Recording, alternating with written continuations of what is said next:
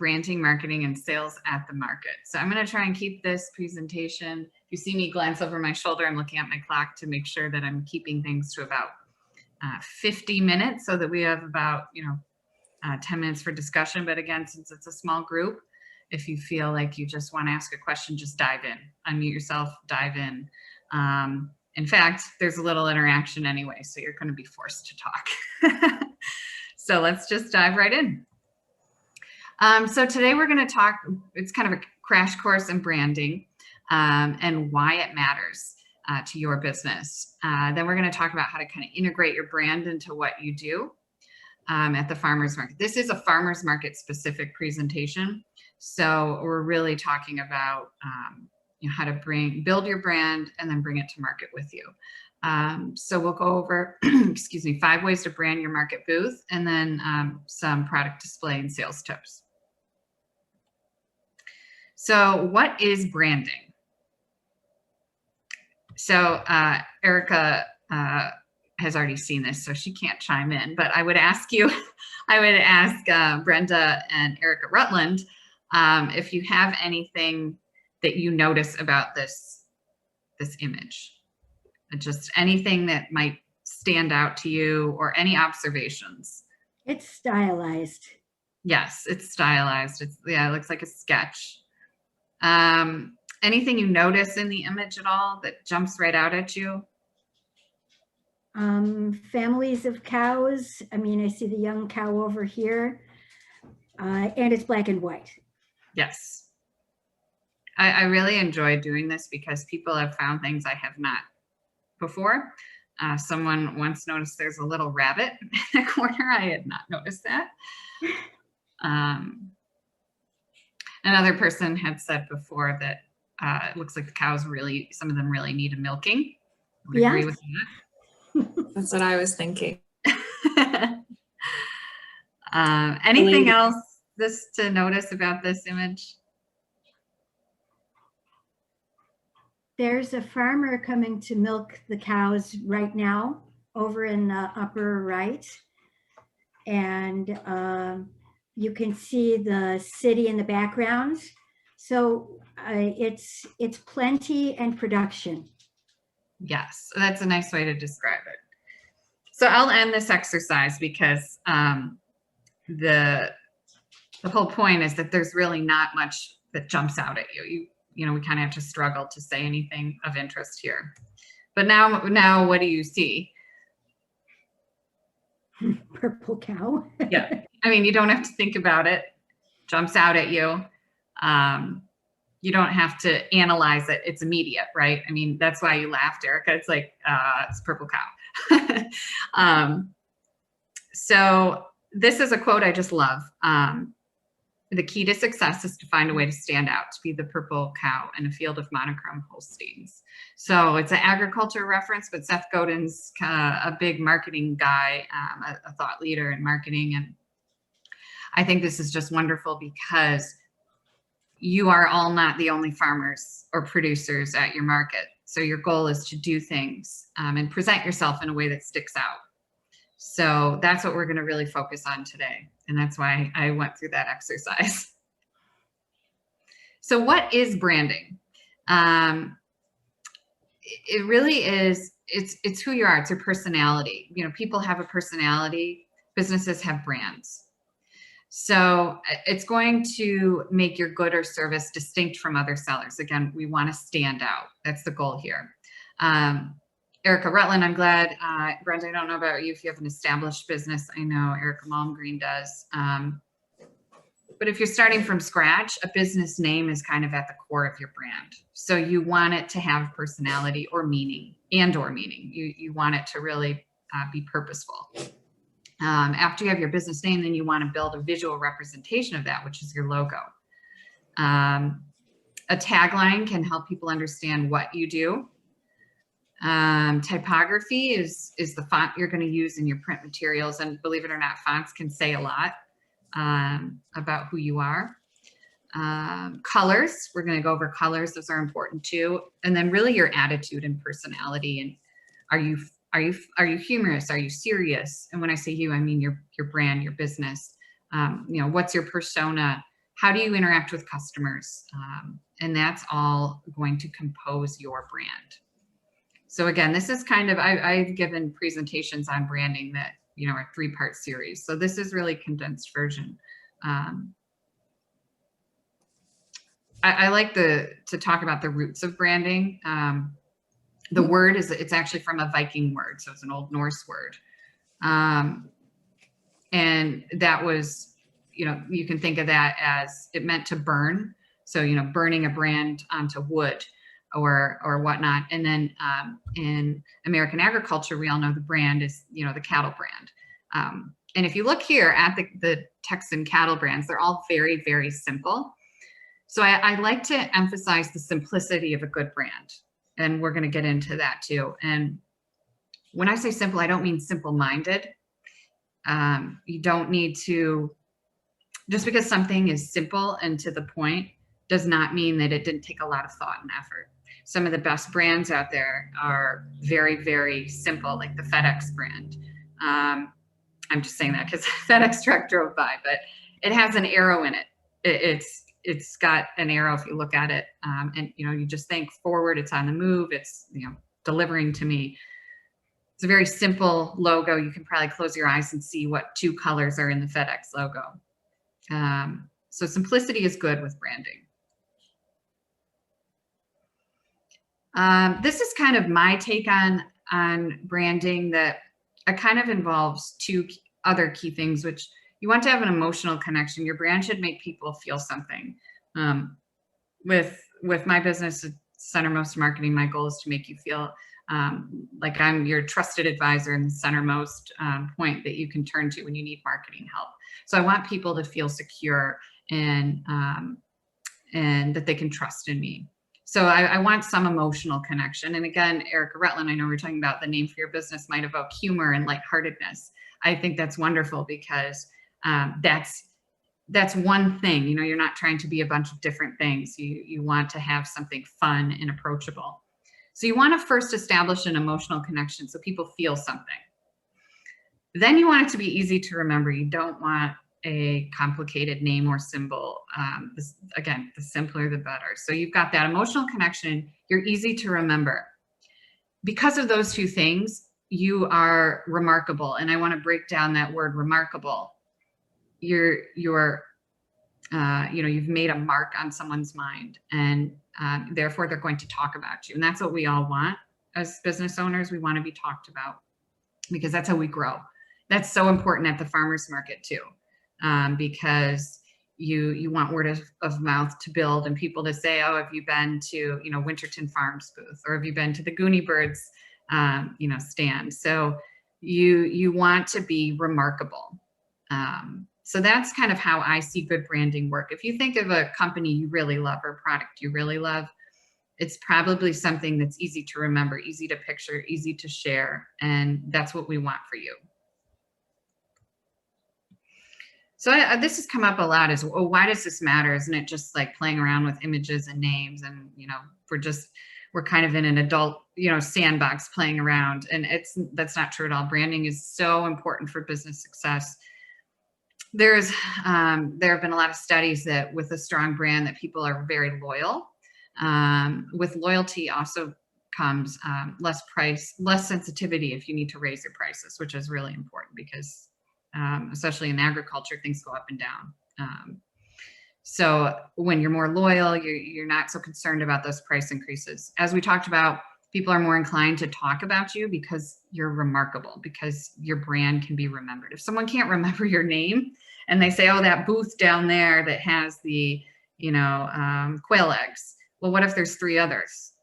You know, so you need to make sure that you are memorable and remarkable. And then finally, again, differentiating yourself from the competition. Like I just said, you want to stand out, you want to be unique. This is also really important. And I find this when I work with farmers, because I'm not a farmer myself, but I work with them and I see how hard they work. It's no joke. I think farmers are probably the hardest working people, year round, day in, day out. So there's this, I think, almost, it's like when farmers go to market that they want to almost say, you know what, I'm so busy, I don't have time to get my signs out. I don't have time to put on like a clean shirt. I'm not generalizing, but I have seen this. And it's sort of like, I am so busy, I don't have time. And it's almost pride. You know, I've worked so hard. Why should I, clean up and do that when I'm, so busy? It's dangerous because the general public they actually think the opposite. They think, well, you must be lazy if you can't change, or they don't understand necessarily how hard you're working, that you've been up since 4 a.m. harvesting for that day. So it's so important to look your best. And that doesn't just mean apparel, which we'll get into, but your products, you want to get them looking as good as possible, and a brand can really help take you further. So you want to make sure that you remember perception is reality. So people perceive what they see at market. They don't get to see your farm. They don't get to see all the quality control measures you have. They're judging you by what they see that day. That's reality. So back to strong brands. You've probably already kind of picked up on these 3 things, but I'm going to dive into some examples. But they're unique. They have a story behind the name and the logo. They're memorable, and the easiest test is close your eyes. So think of your favorite brand, close your eyes. Can you picture it? And that should be for your business as well. Like CC Sullivan, you can close your eyes, you see that logo. You don't need to work hard to do it. Consistent. So once you create your brand, you don't want to mess with it. You want to leave it. And I always tell people, if they have a brand, even if it's like, in their own words, terrible, sometimes I say just keep it, because you know what? It may not be the best brand, but it's known, and it over time has built up some brand equity, we call it. So in that case, you might just want to refresh it. So if you have maybe a name that you're like, I don't love it, but people know it, it's out there. Consistency is I would say 1/3 of what makes a good brand. So branding, you can't be remarkable if you're changing your name. If people are at the market and say, oh, go see that booth down there, I can't remember their name because they changed it last year. So these are the 3 rules to judge your brand by. So I'm just going to show you a few examples. This is a local farm around me. I'm in the Syracuse area, and it's called Wake Robin Farm. And I didn't know this, but a Wake Robin is a trillium flower. It's another name for it. And it's just a really nice, it's a small family farm. And part of their story is that the cows graze where the trilliums, there's a nice trillium blossoming in the spring. And it's such a nice image. So you see they have the red from the signature burgundy from a trillium flower on all their packaging. So it's really nice and stands out. So that, I think, is a nice example of how a story can tie into a brand. I feel so bad. I found this years ago, but it's great. So just look at it for 2 seconds and then close your eyes and see if you can see anything. I'll do it because I always like to. I'm closing my eyes right now. All I can see is there's a crab, I think, in the logo. Yeah, I mean, you can't remember this logo. You can't. It's not memorable. There's too much going on. And I see that with farmers that produce a lot of different things. And Erica Rutland, this will be a challenge for you, I think, if you're doing multiple things. You want to get that simplified down as much as you can. St. Mary's Soil Conservation District here is trying to show every possible thing in their district. And the result is a mess and something that's not remarkable or memorable. I like this logo with the hidden exclamation mark in the middle. This is a Ostrich cider. I think they're I can't remember exactly where they are. I know they're in the Catskills and they're at some of the markets there. But this is an easy one. If you close your eyes, you can probably see it. John Deere. This is a great example of consistency. If you look at their logo from 1876 and then look at it today, we've got a deer. They haven't even changed the direction of the deer. He's always going to the left. This is also great too because their name is in their logo. So the word deer they have a deer. So doubling up on that is just going to make you more memorable. So if you had the name tomato in your brand, using red or emphasizing that and building up on it is going to be great for memory and recall. So where to get help with branding? I would encourage you to hire a designer. A brand isn't cheap, but you know, maybe there's a freelance designer that you could get, you know, a logo and some basic branding elements for, you know, probably around $1,000. I never can quote. You know, big companies can spend 6 figures on a brand, but if you work hard to find someone that you trust and like, and maybe they're just starting out, maybe you know someone and you're lucky and you can get them to do it for free, that would be great. But it's something you don't want to skimp out on. We've kind of gone over a couple of these things. Don't go online and look up Google Images and try and find something for inspiration, because you'll end up accidentally copying it. So start fresh, do some sketching, brainstorming with someone you trust. I don't like crowdsourcing. There's things where you can go online and have people bid and make you a logo, and you only pay for the one that you end up buying. The trouble with that is, because there's designers doing work for free, a lot of them will copy things, and that can be a lawsuit and the works. So those are just some of my tips for getting help. And I'm going to pause here if anyone has any questions or comments. Looks like I'm doing okay. I just want to say hi, because I Hi, Brenda. a minute to get settled. I needed to make tea. So what? And you asked Lindsay if I had a business, and yeah. I do have a business. I have a farm, and I'm calling it Bee Wild, BEE Wild. Love it. I have some ideas for a logo, but I'm way behind on this stuff, and I'm going to be selling stuff this year, so I need to get it together. Yeah. I mean, you're in the. I'm wild farming, so there's the wild. I see. That's excellent. And there's wild pollinators, bees. Yeah. So anyway, I just wanted to say that and say hi, and sorry I was. Yeah, I was going to ask, and actually, since we're all on, let's just take a quick minute. If Erica and Erica, who both spell their name with a K, can just share what their business is or will be, and then we'll dive into the next section. Hi, I'm Erica Rutland. I'm out of Western New York, and I want to sell feta cheese and down the line, different kinds of eggs in our local markets. And I'm thinking about the name Goonie Birds, but I'm concerned that I might have issues with spelling. People won't necessarily know how to type it into a search engine, things like that. But I like the image.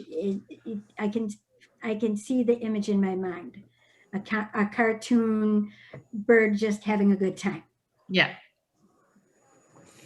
Thank you. I'm Erica Malmgreen, and I'm the owner of Winterton Farms out of Bloomingburg, and we do maple, lavender, and produce. I think Erica's brand, which we'll see in a moment, is a great example of you know, picking one product to highlight. They do maple and, you know, other items, but we'll see which one made it into their logo, because their logo is memorable because it's not overcrowded. So thank you, everyone. Oh, Lindsay, yeah. I have a question, Yes. maybe on behalf of the group or Yeah. on behalf of others. Could you maybe speak to some of the new applications such as Canva that help you with logo design into what you just said, in terms of, you know, maybe taking another logo that already exists, or concerns or thoughts on that, since there are a few platforms that are gaining popularity and people use. I think, you know, there's no replacing turning to a professional, because they're going to help you see things you don't see in yourself. With Canva, yeah, it's free and there's logo creators, but you're still using your own ideas, or maybe they'll show you some, but it's a computer. It's not a person, and it's not a person that's going to get to know what you're trying to do. And I think that that's very, very important, because it's like you're kind of designing in a vacuum, and it's tempting because it's free or very cheap, but you don't get that outside professional opinion. So going to a designer, they're going to ask questions, some tough questions sometimes, like who are you trying to reach? Because maybe, you know, you love a certain look. Maybe you love the color pink. You just love pink. You're known for loving pink. And yet you're trying to target, maybe you're selling whiskey. And, you know, we all know ladies love to drink whiskey too, but, you know, in general, it's going to skew a little more male. So you either got to own that pink and find a way to work with it, or, you know, maybe you need to realize it's just because it's your business doesn't mean your brand needs to reflect you personally. It needs to tell its own story. It's not your personal story. It's the story of your business. And sometimes those things are very different. So, you know, you might end up with a pink whiskey logo, and then you wonder why, you know, you're having trouble selling it. And it's because someone didn't ask those tough questions, like, who are you trying to reach? Or like Erica Rutland was saying, you know, she's in an area where people don't really care about foodies. They're not foodies. They're not really into sophisticated. They want good quality, affordable food, and they're not wanting anything fancy. So maybe Erica is fancy and wants to do, you know, like artisan craft cheese or feta cheese, but her audience says, I don't care about that. So I think that's a great question, Ashley, because yeah, you want that feedback. You need someone to guide you through. So Great. Thank you, Lindsay. Yep. That's helpful. So now we're going to get into, we're going to head to the market. We're going to get out of the headspace here of, you know, what a brand is and how does it look when you bring it to the market. My biggest piece of advice since the market season's starting up is if you're getting anything new and you've got a budget, do not waste it on anything that's not branded. You have an opportunity to put your logo on things, and it doesn't often cost much extra. There are times when a display or a market presentation is so nice that people will actually take a picture, post on Instagram. So you're getting that extra exposure. So think of it as a photo op every time you set up your booth at the market. So we're going to start with Winterton Farms that I took from Erica's Instagram page because they have a purple tent because they sell lavender. So I just love this because it's so iconic. It sticks out. It's using color as a brand. So color is, we talked about it briefly with the FedEx logo, you know, the purple and orange, but think of your favorite logo again, or your favorite brands, you know, Starbucks, you've got the green, Dunkin' Donuts, you've got the brown and pink. I mean, any strong brand has a strong association with color. So thinking with your logo, so Brenda, maybe if you did the Be Wild and you have a bee in your logo, maybe you can find a way to do a black and yellow striped tent. So there's different ways that you can use your color throughout your product display. Tablecloths, actual containers. There's a lot going on here that is purple. I have no idea where this farm is, but I absolutely love their display. The black tent is really neat because it looks sophisticated, looks foodie, and they are selling venison. So I think that, you know, you think, oh, I'm at a farmer's market, I got to be earthy, crunchy. Well, no, not necessarily. It depends on what you're selling and who you're selling to. I also love, I believe that's just pallet wood in front of the table. And I think this is really cool because it creates a sense of permanency where you obviously just have a fold up table here. And their colors, they use logos, or they use the color from their logos, the brown and the black, and they carry it through. So I think this is just a really well branded tent. I took this years ago at the Syracuse or the Central New York Regional Market, and these guys were selling dough, and I love the simplicity here of that. You know, that Italian checkered tablecloth. I think that's wonderful. It's something you could get at a party store probably for 99 cents, and you can wipe it off. But I think that that is just smart and simple branding. Over here with the Mumbling Mountain, they use products from trees, or create products from trees. And they have a really beautiful display here with the tree stump. So thinking about ways that you can take your brand and bring it to life on your table display is great. You've got to use a tablecloth. It really just shows that you're presenting and you're merchandising. You'll know next time you go to a farmer's market, the tables that don't have a tablecloth, it just looks like they threw it out. It's that perception is reality. They didn't care enough to set the table for guests. That's kind of subconsciously what that says. This is a really simple setup. This is Aaron Burr Cidery. They just use a cider barrel, but it works. It's approachable. It's casual. Is at the Rock Hill Market. So I think that's a fun way to show their brand. This is the Fayetteville. Oops, I shouldn't have said where it is. But it's a market that, unfortunately, I took this picture and I realized later, no one has a branded tent. So I don't know what anyone's selling. And I took this picture from, just maybe 30, 40 feet away. I mean, I should be able to know what I'm looking at and where I want to go. So this is a lost opportunity. There actually was one brand, but I covered it up because it was so small just to make my point. But basically, you don't have to pay a lot more to get your logo on a tent. You could even put a banner up over, hang it in the back, hang it out front. If you're allowed to, put a sandwich board out. But this is a lost opportunity for these 4 businesses right here. Signage doesn't have to be complicated. I always, Beaver Dam Brook Farms, they've had that sign for years, but you know what? It's got a picture of a beaver. It says who they are, and they always put it up. And I think that that's important to do. Again, you may be rushed, but put your sign up. Sarai's Kitchen, she has contact information. That's nice. Her logo's colorful, but it's just, you've got to have that one main sign for sure. I love Good Find Farms logo. It's so simple, but it's so different. It's not green. They sell produce, but they use red. And I think you can sometimes flip things around and surprise people with your brand. And that can be, remember, we want that emotional connection.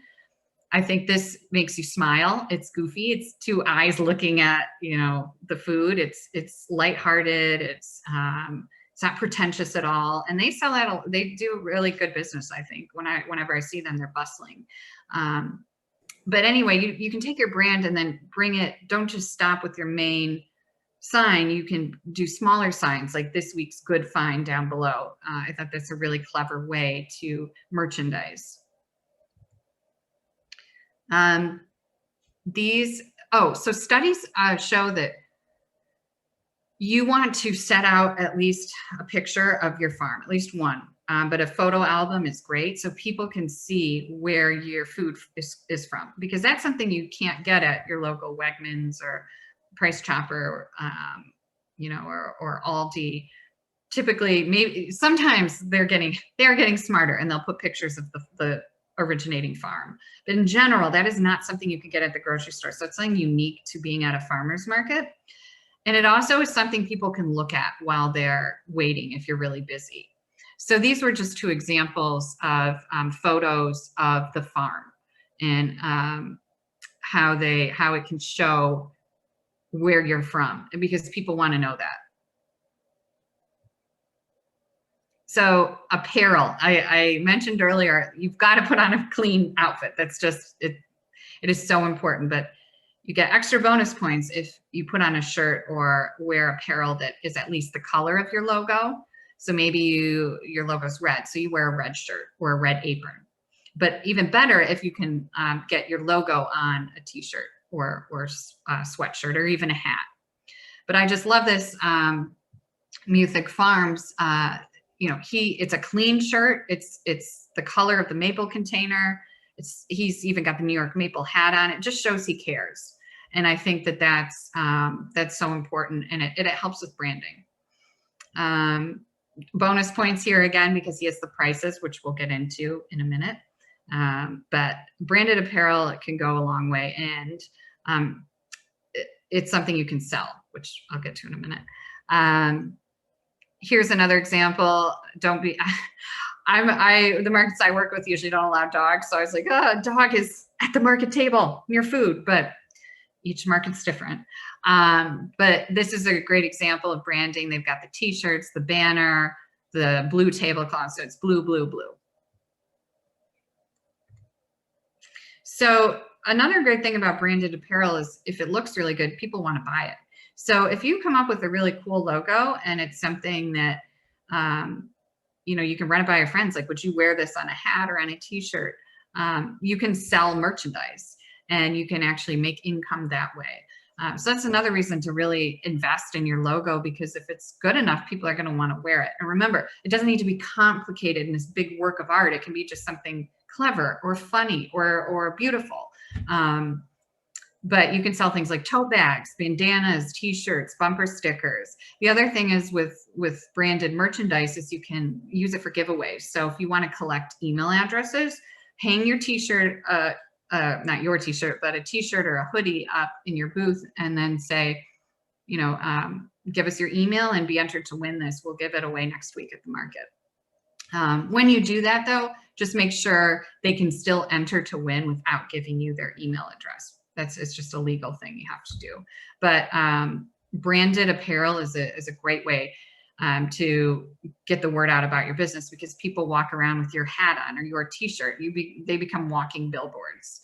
So that's why branded apparel is important. Last, for branded things you might want to have at the market would be takeaways. So freebies, things that people can take. This is a project we did a few years ago for the Sullivan Catskills Farmers Markets, and we let vendors use these recipe cards and set them out. But if you want to brand your own, so Erica might have a recipe out for lavender cupcakes or something. So setting it out, giving something that people can take away. Another clever thing is a postcard. I don't know, when we go to New York City a few times a year, we'll eat at a semi-fancy restaurant, and they'll always have a postcard they either leave with the check or at the hostess stand. And it's always a really cool postcard. I never send them, but sometimes I'll take it with me, put it on my fridge, and it reminds me of that time we spent too much on dinner and why my checking account is low. But it's a fun way to stick around after they've left your booth. So postcards are kind of a clever thing you could do. You can do prep tips, product storage, price lists. So if you, maybe with meat and eggs, a lot of times they'll put a price list out because things are kept in coolers. So pre-orders, if you want to encourage pre-orders, that would be a good thing to do as well. Laminated information is another way to keep people engaged. Let's say you're really busy, it's something they can look at while they're waiting. So produce seasonality is great. Again, some of those prep tips, but laminate it and let it sit there. It could even be an interesting things to do in the area. If you were featured or your business was featured in the media, print that out, laminate it. And then looks like I can get this next section done probably in about 15 minutes. And I'll pause here though for questions or comments. Nothing? Okay, we'll dive right in. So I've also found, I've been working with farmers at farmers markets for close to 15 years now. And there is another attitude I've noticed sometimes, which is that by just showing up to the market, that's enough, that your work is over. By being at the market, you are selling products. And that is not true, because you are not the only person at the market. You are not probably the only farmer offering goods that you have. There's probably 4 or 5 vegetable vendors, or if you sell soap, there's always a few soap vendors. So you're not the only one there. And plus, even if you were, wouldn't you want to sell more? I mean, you're there to make money unless this is a hobby for you. You know, you're there to make a living and you're there to increase your sales. And it doesn't mean that you're being slimy or a car salesman, but there are things you can do to make more money at the market. And yes, you know, branding plays a big part of that, as we'll see. So I love this story. This came out about 4 or 5 years ago. It was a farm in I think it was the Maryland area.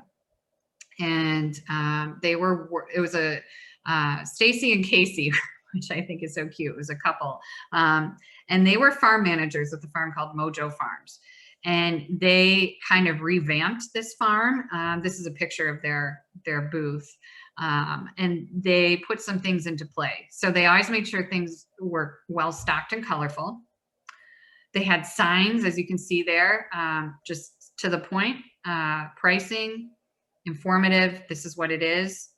And they were friendly. They were nice to people. They smiled, they chatted, they were kind.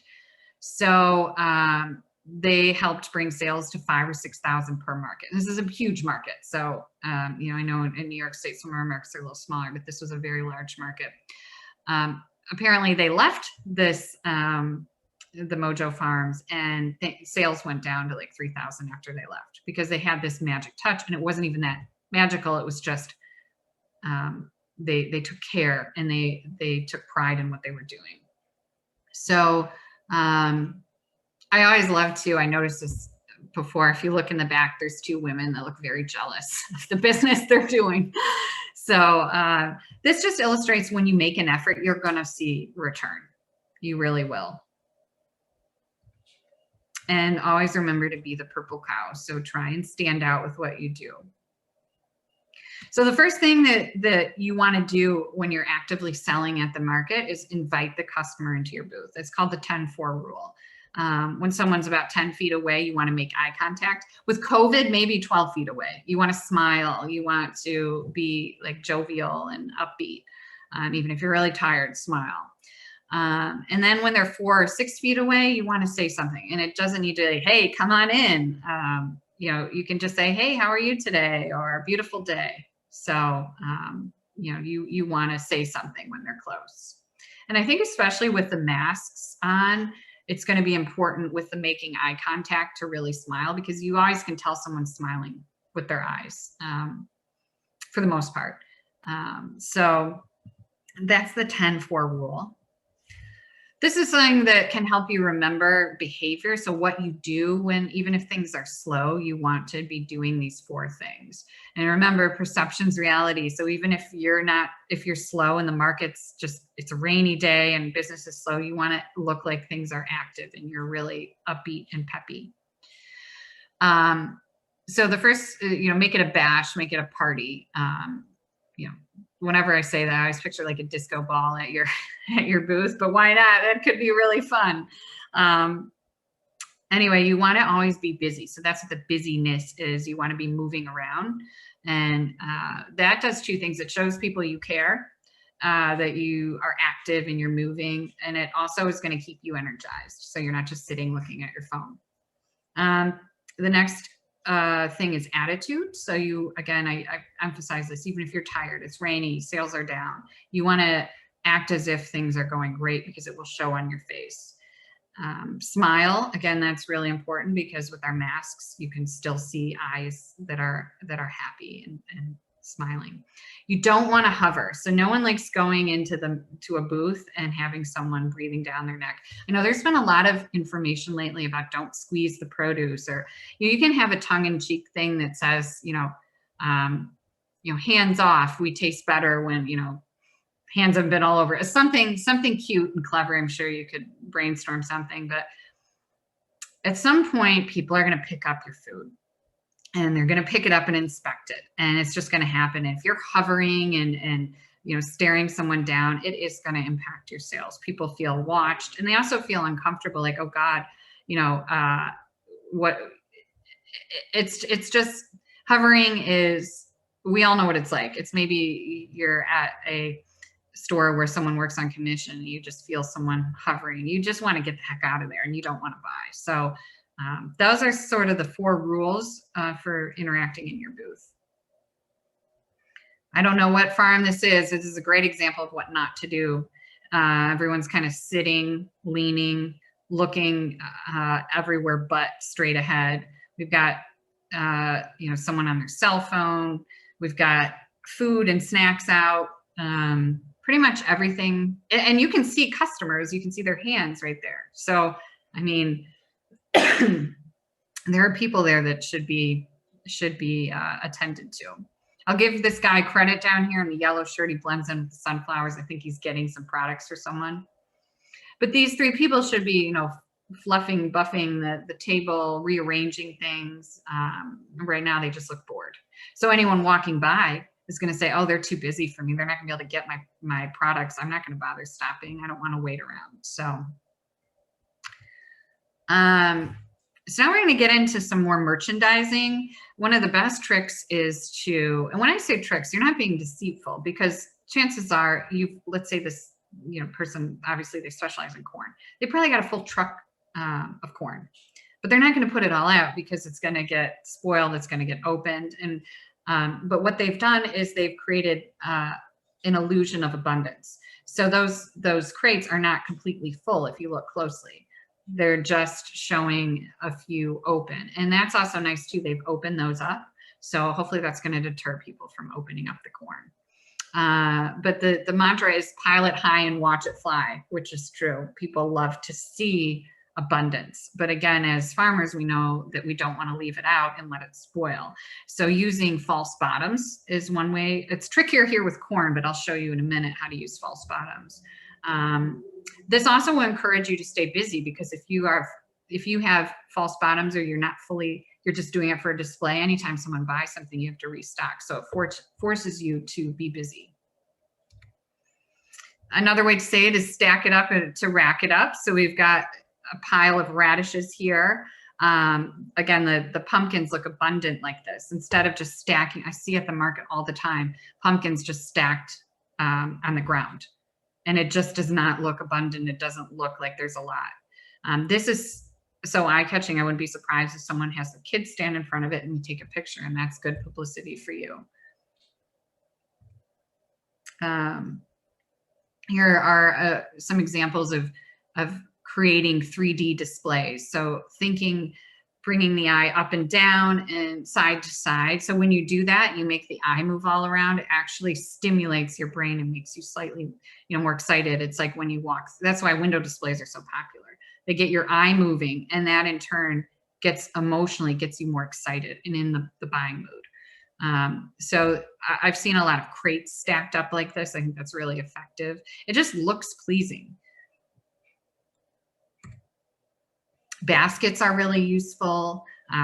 Crates are excellent, but creating height and creating depth and getting the eye to move all around is what you want.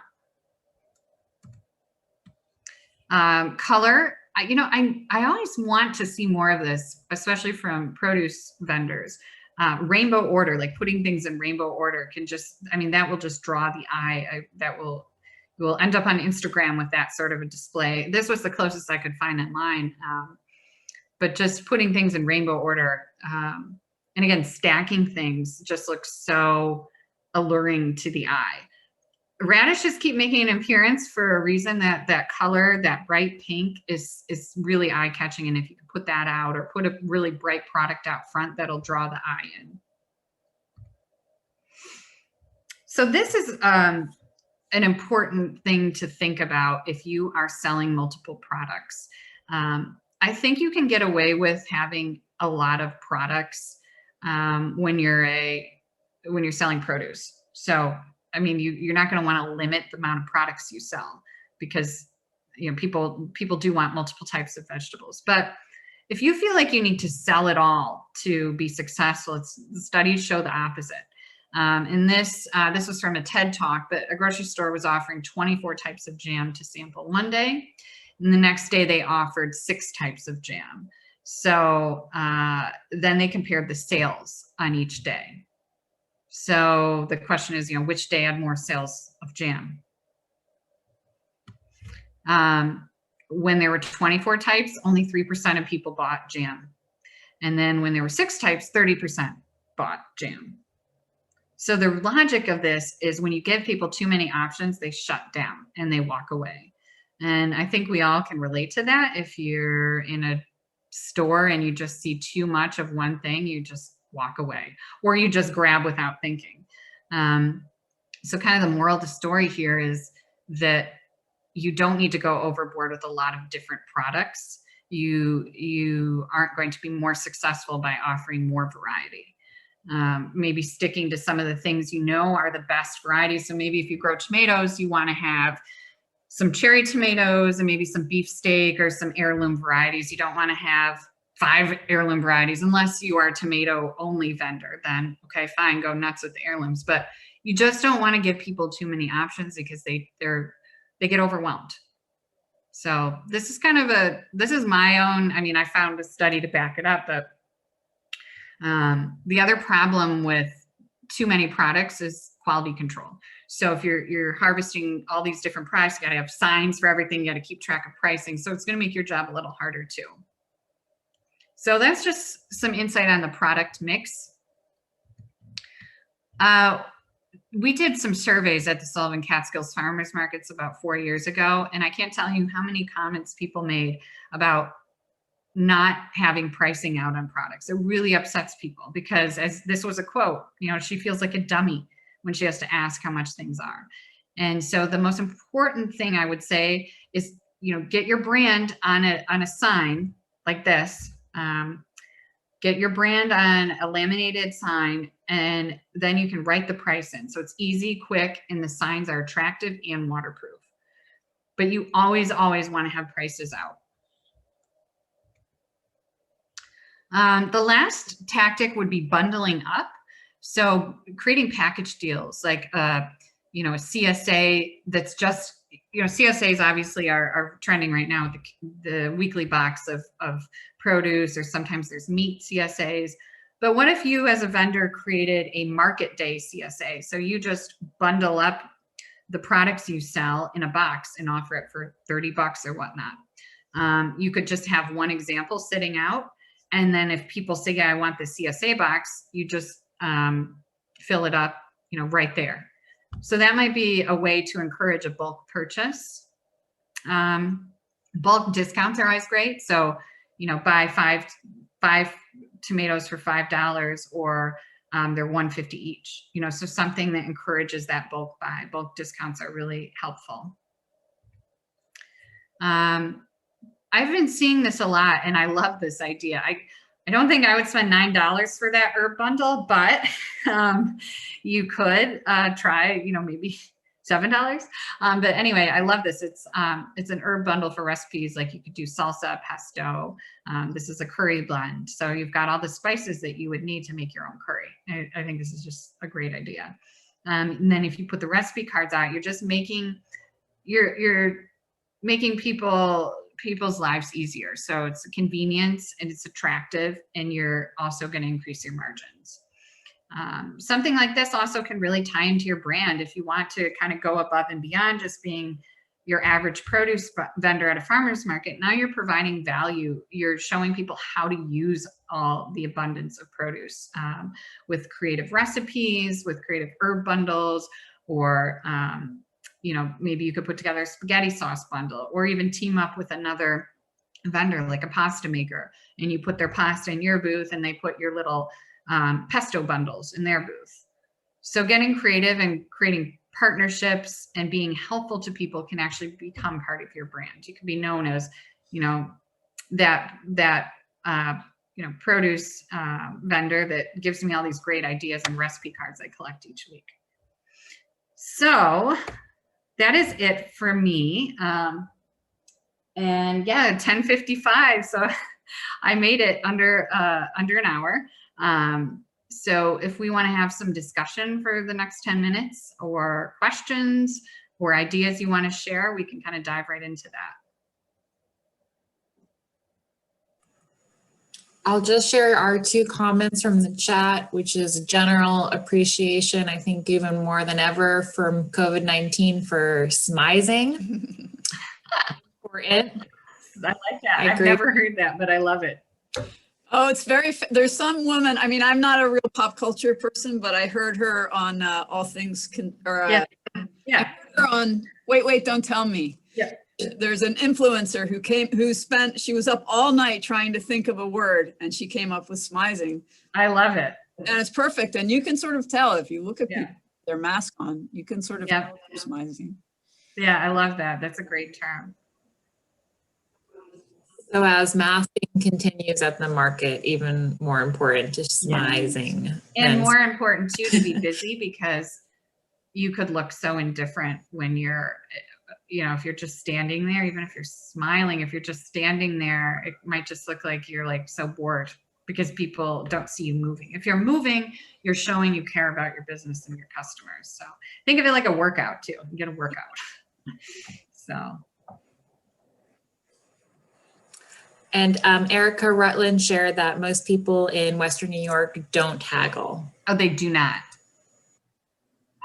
That's great, because that's one of the biggest complaints I get from vendors. They say they can't stand it when people want to, knock you down on pricing and say, okay, can I do this, can I get like, 10 tomatoes for $10 or whatever they want, or $5. I mean, sometimes they just really try and lowball you, but that's why I was suggesting doing like a bulk discount in advance. So you kind of negate that haggling, or you can say, no, I won't do that deal, but here's a deal for you.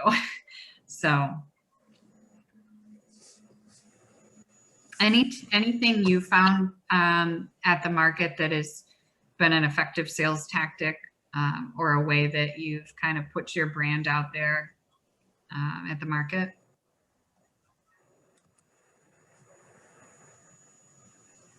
I haven't actually started yet. This will be the first season at the market, but I have, over the years, I originally started selling at Union Square in New York City with a farmer from Ithaca that I worked for. And we had just gotten in, and this was long ago, so it wasn't the same Union Square that it is now. But all I can remember is I loved it, for one thing, and we drove. That's good. You'll be successful. In the middle of the night, and we just had an old van, and we didn't have a sign or any. We had none of the things that you talked about, but the stuff just flew off the table. I mean, it was so fast paced, and I know going into this season, I know I need to think more like what you're talking about, and I'm thinking of it more as a show. Like I know how to put on a show. And hopefully I'll have enough produce to make a good showing. But I'm a little terrified, I have to admit. I'm a little scared.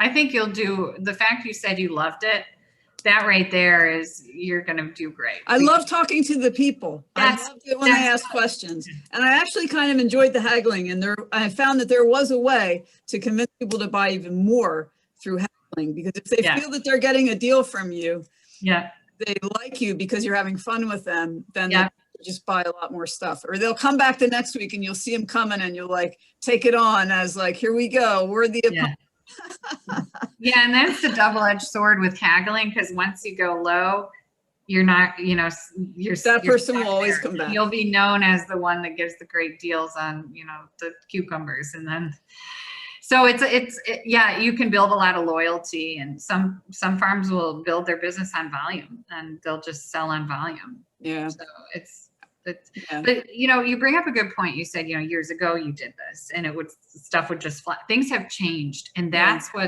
even since I've been kind of working with markets, I've seen a shift where, just look at markets, vendors that are taking payments via Square on their cell phone. Like you can't, things are changing. Customers almost want you to be like a mini grocer. It's not fair. It's really not. We don't have the $1 million budgets that like a Wegmans does to have a merchandiser come in and make everything look great. But unfortunately, the good thing is you're getting more customers to go to the farmer's market. But the bad thing is a lot of them are still expecting like this perfect, like a mini grocery store. Honestly, that's what they want. They are less tolerant of, damaged or slightly bruised produce. You know, they want, that's not to say, I mean, they are accepting, I've found, of, it's actually almost trendy, you know, funny shaped fruits. They don't care if things are uniform. They just want things clean. They want to feel like they're treated like a VIP, that you care about them being there and buying from you. So a lot of it is emotional. And that's where that brand comes in. So you, Brenda, will probably be a big part of your brand, and people will, you know, have a positive feeling because you're friendly and you want to talk to them and share information. So that's great. You have a leg up on a lot of producers. So that's encouraging, because I'm scared. And I realize that this is my first impression as a farmer. And this is, I haven't grown anything on this land yet, you know, and I'm already signed on at a market. So I'm a little bit, and I'm building my greenhouse now as I'm getting ready to start seeds. And you know what, you have plenty of storage shed is coming like the first week in May. So does it really come in time for me to have a cool bot running before I'm harvesting? You know, I'm building a farm as it's flying. And it's flying. Well, I think it is important for you definitely to really, I would say the most important thing for you to get your name down, and maybe, you know, the colors. If you want to wait on a logo, if you've got a strong name and you've got the colors you're going to use, just stick with those, and you can throw in a logo later. I mean, I actually have the logo in my mind, and I have a photograph that I've always been obsessed with bees, and I've taken a zillion photographs of bees pollinating flowers. So I want to take one of those photographs and simplify it. I know there's got to be, I know a designer could do it, but I don't know that I have the money for a designer, frankly. So I am struggling with that. But I want to make that into just a simple, round, blue-green plant, white flower, black and yellow bee. Yep. Maroon lettering, Bee Wild Farm, and that's it. Yep. And I just want that on. You know what you might find, I mean, I'm assuming you're going to have to get some banners, some tablecloths. Sometimes when you buy, if you go to a print shop, you know, especially a local one, sometimes to get the sale, they'll design things for free. So you might want it. I mean, I know, or they'll be really cheap. So, you know, if you're going to be buying from, I'd shop around, say, I would like a quote for a banner, a tent. You can even maybe ask for a couple other things so they take you more seriously. You know, and you know, their prices may be great and you want to get it at some point. So you're not being dishonest, but once you commit to buying, let's say, the banner and tablecloth, and say, well, I don't have a logo. Do you have access to a designer, or do you offer that as part of the deal? And especially if you're looking for something really simple, then you know, you've got it kind of made. I will say the one thing you're going to want to be careful with, because you don't sell honey. Yeah, I know. Is to make sure somehow that your you convey that and maybe minimize the bee, or present the bee in a different way. Well, that's why I'm presenting the bee as just pollinating a wildflower. And maybe instead of a wildflower, if there's a way, I know the flower comes before the vegetable, you know, like a squash blossom or something that shows a vegetable. Because, you know, if you're selling vegetables, you want to make sure that's somehow incorporated. Oh, got it. Yeah. Well, actually, the photo I have is a bee. The one I was thinking of using is a bee pollinating broccoli that went to seed.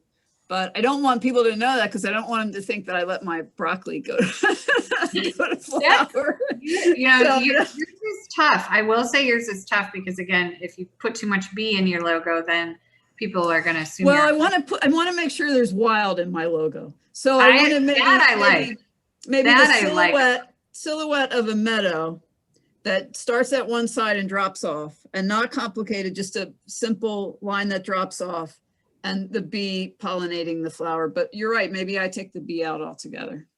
I'm not sure. The other thing is, what I think is so cool about your name is wild. You don't hear the word wild with farming. You do maybe with, like, you know, like the Aaron Burr cider, he uses wild apples, but wild farming, like that in itself is a great name. I mean, wild farming is a new sort of And- trend, Yeah. little known, but I Yeah. think it's going to become very important. You know, it's not bioregenerative. It's not, you know, this or Yeah. that, biodynamic or whatever. It's wild. And out of 5 acres, at least 2 of my acres are going to just be wild. And I was going to call it bobolink farm, but because I have bobolinks in the field, I couldn't start production last year because I couldn't mow my field because the bobolinks were nesting. And bobolinks are endangered because people mow their fields so early now that they have no place to nest. So, and they're so beautiful. And I wanted to call it bobolink, and I actually paid to register that name. But when I said it to someone, they would go, "What's that?" And I'd have to tell the whole bobolink story. And it just was like, that's cool. But yet, and I could easily have done a bobolink on a logo, but then everyone would look at the bobolink and go, "What's that?" Yeah. People don't know anymore. I mean, back in the day, people would know what a bobolink is, but they don't. Yeah, I think I abandoned that one. and your customers, you have to think, like I was saying at the very beginning, what your customers' level of education is or understanding of agriculture. And Exactly. if you go over their heads, they might feel like this isn't for me. You know, it's such a thin line between educating and sharing interesting information with them or making them feel intimidated. So, you know, I think the way you tell your story doesn't sound intimidating at all. It's just my issue for you would be to make sure you're not confused with a honey. That's all. Because let's say people are walking in and there's already a honey vendor. Yeah. They may skip your booth altogether and go to the other one, or they may not even know, because if you're at a busy market, they may just pass you by if they're not ready for honey, if they see a bee logo. So well, but they're going to see hopefully piles of vegetables. Yeah, but you're right. Yeah. And I think you can do it. I can't figure it out right now. I'm sure there's a way to make the bee part of your, you know, even though we all know this wouldn't happen, is it maybe like a bee on a tomato or on a head of broccoli or something, you know, on a piece of produce, so that the produce is what sticks out. And I don't know, that's where getting someone to help you talk through it, even if it's just someone that you trust to talk through your ideas. But maybe I could have a little subtitle: Bee Wild Farm, Native Bee Pollinated Produce. Yeah, that's where you're right. The tagline, something like that. Yep, I think and that's interesting because that is very unique. I mean, I've never heard of that. I've never heard of And then I could put like a little mason bee house on my table. Yeah. And so that's a great mason bee house. They pollinate 75% more of the produce in this country than honeybees, European honeybees. See, that is your story. I mean, that is fascinating to me. And I'm sure that there's native, you know, pollinators on other farms, but they just don't talk about it. So you're differentiating yourself. And I think that's a great idea. I love that idea. And I'm planting a lot of orchards. So in the future, I'm going to have more fruit than vegetables. I'm not. Yeah. The vegetables are what I'm doing right now because that's. But that would be great for, you know, like the laminated thing. You want to put all this out for people. So why is your farm called, you know, Be Wild? Well, here's why. And the benefits, you know, what the pollinators do. I mean, explaining that, like, because people don't know that. The average person does not know anything about this. They are going to think honey. So that way now you've got their interest. So yeah, I think you keep the honey, you keep the bee in the name, you keep it in the logo, but you also somehow got to get the vegetables in there. So yeah, and seeing if somebody sees my name on a list of vendors, that's where I'm a little bit screwed because that's where. Well, that's why, you know, maybe you say Be Wild. Oh, good idea. Vegetables or Be Wild Produce Farm or Be Wild, you know, something in your name. But yeah, I like. There's a definite story there, so I think you're in the right direction, and yeah, just make sure people know you sell vegetables. That's it. That's my only advice. So. Oh, thanks, Erica. Sorry, I feel like I sort of sucked up the. No, we talked to Erica for about 5 minutes about her farm name. So okay. Yeah. So, and I think us talking to you is, you know, helping Erica also kind of think about how she wants to present Good, her good. business. So, yeah. Yeah, and the other where place the B came from is for many years, everybody called me Miller B. Nobody called me. So I almost called it Miller B Farm. Yeah. I was trying to think of a way to identify, you know, some people say, the Smith Farm or McDonald's Farm or whatever, but I was going to be just Miller B Farm because that's so many people knew me as that name. But not here, but that's like one of those things that it's like my story, but who cares? It's not about the farm, you know. You know what though, in a way, Miller B. Wild. Miller B. Wild. Miller B. Wild. It's That so could have fun. been, that could have been there. And I thought about B period Wild, you know, but then that just didn't make sense to me. That just seemed like weird. It didn't really fit the story and it was just seemed arbitrary. Yeah, you have a complicated, in a good way, you have complicated parts of your story that you got to just kind of get into. But that is so much, you're so much further ahead than a lot of, I mean, you have a story. A lot of farms do not have a story. They're just, you know, family name farm, the end. And you have this really intricate, interesting story to tell. And I think you just talk it out, keep talking to people. And I think I like the Be Wild because you don't think of the word wild with farming. And I think it's fun. I think it's really fun, exciting, and interesting. I like the, thanks for the feedback. That was, yeah. I wanted to really share useful. that I think there's a real appetite for education on native bees right now. And I from, you know, I just started like conventionally beekeeping, which almost feels like outdated when I did it. Or last year, whenever I spoke about it, I found that like almost 50% of at least my audience, which happens to be maybe more attuned to that, was like, okay, but what are you doing about native bees? And so, you know, they weren't even interested in the thing I was talking about because it's like basically monocrop bee farming. So I think that like you have something there to talk to an audience that's really ready to hear what that is, because they're sort of, it's just coming out that like native bees are the most important to this pollination. And so, you know, accoutrements like selling little houses for people or. That's a great idea. Oh, that's a cool idea, actually. I like that idea, Ashley, because it's very easy to build. And I'm going to have them on poles all throughout my farm. So that is so interesting. I mean, that right there, visually, you've got to take photos of that. They're really easy to build. Yeah, and then more native bees. So that's. And I could even bring in some that already have little cocoons inside of them, because it's really cool when they go in and they make their little home. They seal it off with this sort of I don't know, kind of like wool, kind of like a balled up piece of wool. I could bring in one that's full of mason bees and just sit it on. Yeah. The other thing is, you know, people don't realize that, you know, people think of bees as just making honey. So you're taking something that, I mean, there's millions of vegetable farms and you're making this, you know, something novel because people don't think about it, you know, that fruits and vegetables are pollinated. And so it's almost like adding your tagline, you know, like fruits and vegetables grown by bees. I mean, not really, but you know, it's you have them because of the bees. Yeah, it's so much. There's so much, like Ashley said, education and interest there.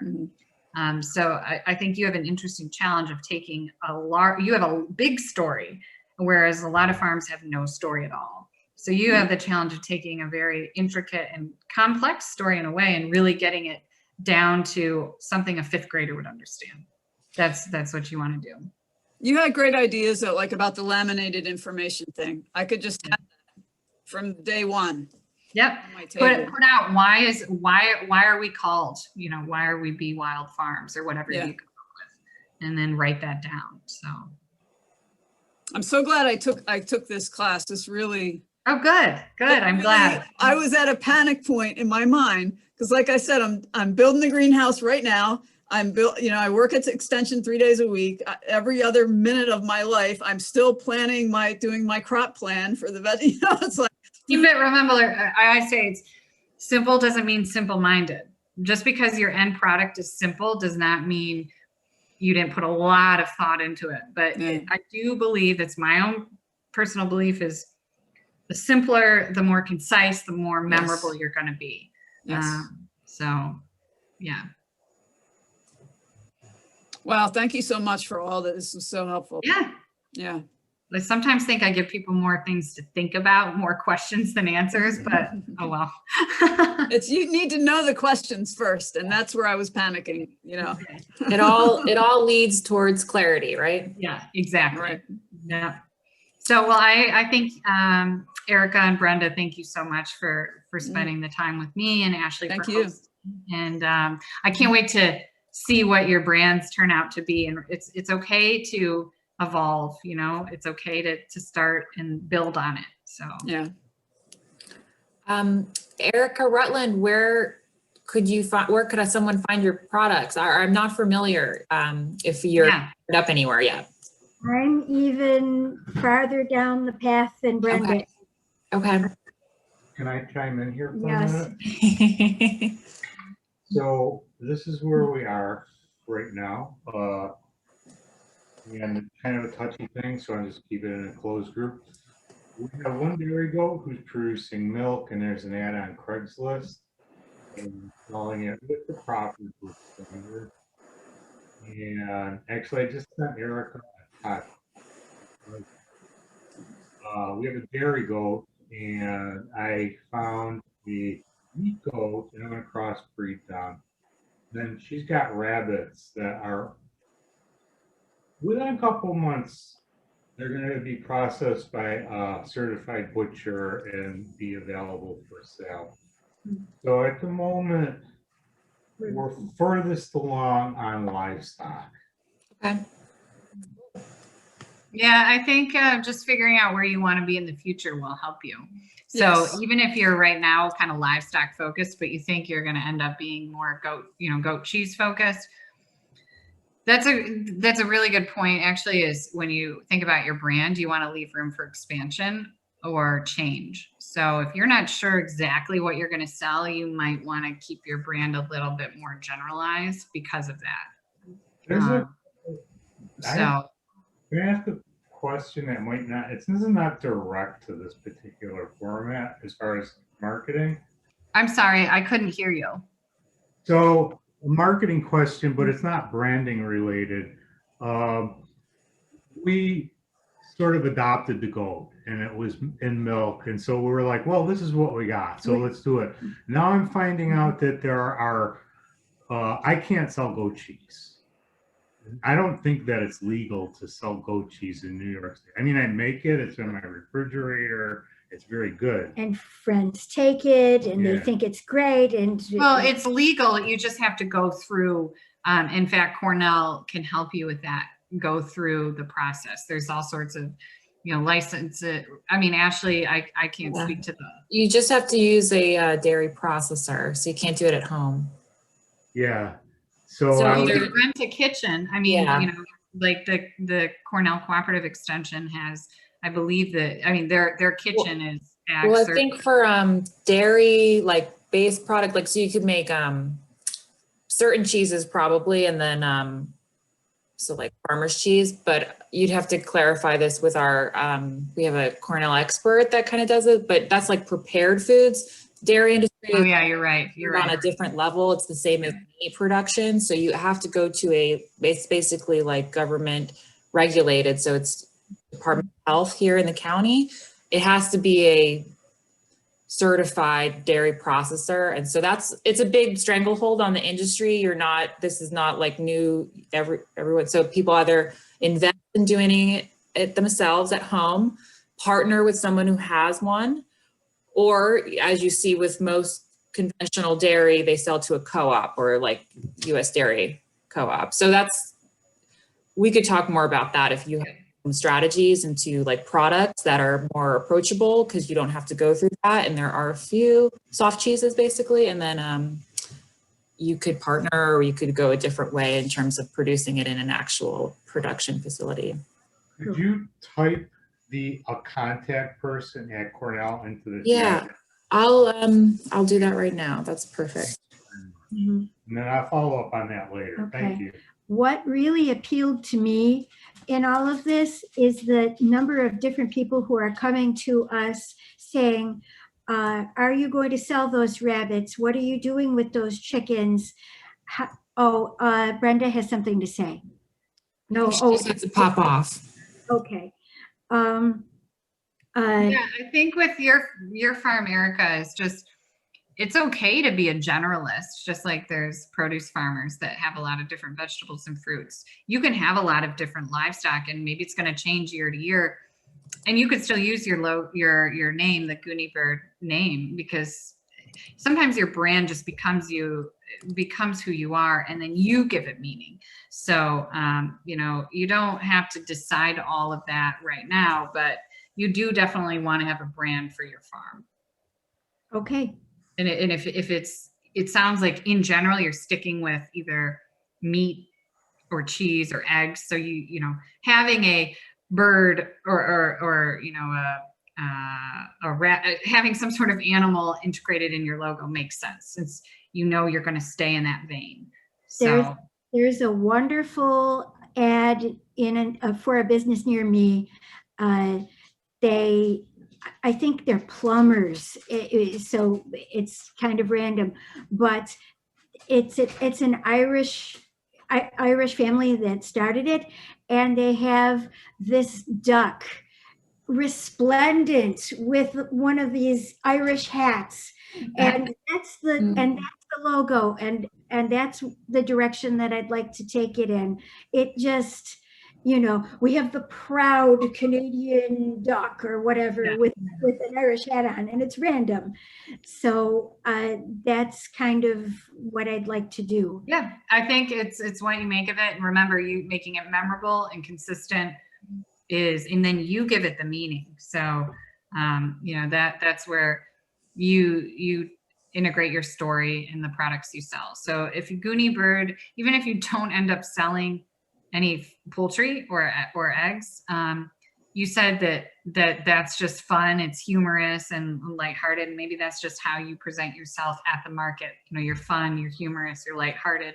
So that's okay. It's fine. Brands can be kind of irreverent, as long as they're used consistently and people know who you are. It's okay. So sounds good. Yeah, I like the direction. I think it's unique. So Yeah. put Erica Lynch's. I know it's another Erica, so quite popular today.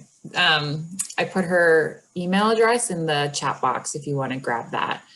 Just send her an email and ask her that specific question, because she could maybe lead you in some alternative direction. So that's an approachable product, but it's a good question.